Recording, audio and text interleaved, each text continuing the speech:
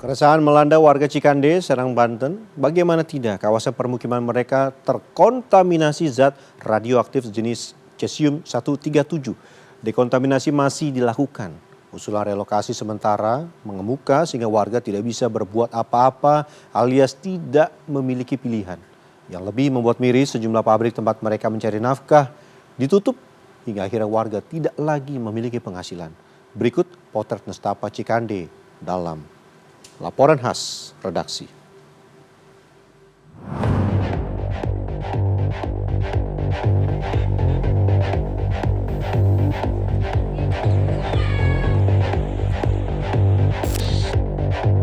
Resah, mungkin inilah yang dirasakan warga Cikande, Serang, Banten yang permukimannya masuk ke zona paparan radioaktif.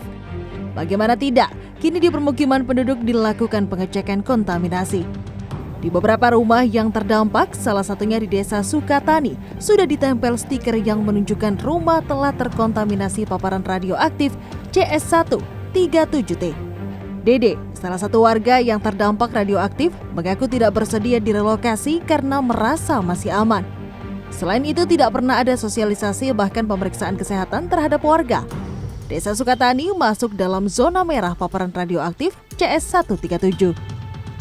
Saya enggak siap, jelas. Mungkin warga-warga yang lain juga saya pernah dengar enggak siap kayaknya. Karena menurut mereka dan saya punya ini di sini aman-aman aja sih, alhamdulillah. Untuk kesehatan juga alhamdulillah lah. Pengennya selalu sehat ya. Namanya kalau misalkan sakit-sakit ya pilek, batuk ya mungkin ada musim-musimnya kali ya, wajar. Itu juga cepat nularin kan. Sejak informasi penemuan zat radioaktif merebak, suasana desa Barengkok yang berada tak jauh dari lokasi kawasan industri modern Cikande, Kabupaten Serang, Provinsi Banten mendadak lesu. Warga tak lagi bebas beraktivitas. Kekhawatiran bertambah ketika sejumlah pabrik di wilayah ini dihentikan operasinya untuk kepentingan investigasi dan pembersihan. Padahal pabrik menjadi sumber mata pencaharian utama bagi warga. Penutupan pabrik bukan hanya berdampak pada perekonomian, tetapi juga psikologis warga. Sebagian dari mereka mengaku cemas, takut, dan tak tahu sampai kapan kondisi ini akan berlarut. Dengan adanya dampak radioaktif ini ke masyarakat masih baik-baik saja, masih sehat-sehat saja.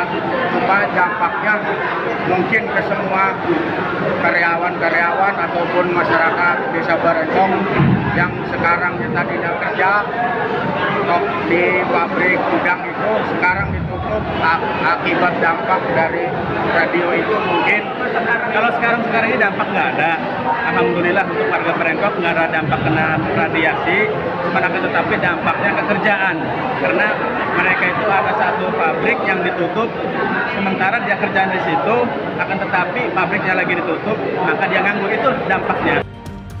Kasus kontaminasi Cikande ini terungkap setelah Otoritas Pengawas Makanan dan Obat Amerika Serikat FDA melarang produk udang dan cengkeh asal Indonesia masuk ke negara tersebut.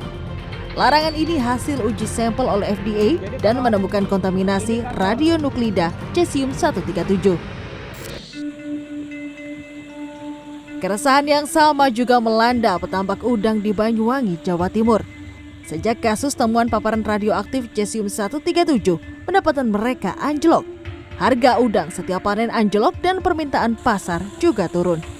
Dalam kondisi normal, para petambak udang bisa menebar 700.000 bibit udang pada setiap kolam dengan jenis udang Fanami. Namun setelah adanya kasus ini, petambak hanya menebar 400.000 bibit udang. Sebelum ada kasus radiasi paparan radioaktif, harga udang di petambak berada di angka Rp54 hingga Rp58.000 per kilogramnya. Setelah adanya kasus ini, harga udang di petambak turun menjadi Rp42.000 per kilogramnya. Biasanya ketika panen udang dengan kualitas dan harga bagus, maka langsung dikirim ke pabrik dan mengirimnya ke luar negeri. Namun jika harga dan kualitas menurun, para petambak mengirim ke pasar lokal, yaitu Pulau Bali. Bahkan ada sebagian petambak yang udangnya tak laku karena pabrik enggan mengambil hasil panennya. Dan imbasnya saat ini kepada petambak itu pada harga udang. Kalau dulu C100 itu bisa di angka 54 sampai 58 ribu. Hari ini harganya di 42.000. Bahkan ada sebagian dari teman-teman panen itu udangnya tidak terbeli karena pabrik tidak berani ngambil. Keresahan ini direspon pemerintah. Satgas Penanganan Kerawanan Bahaya Radiasi Radionuklida Cesium-137 bersama eksportir produk rempah PT Natural Java Spice di kawasan industri Romo Kalisari, Surabaya memberikan keterangan. Produk cengkeh yang dikirim sempat mendapatkan Red and Yellow Notes dari FDA Amerika Serikat terkait cemaran Cesium-137.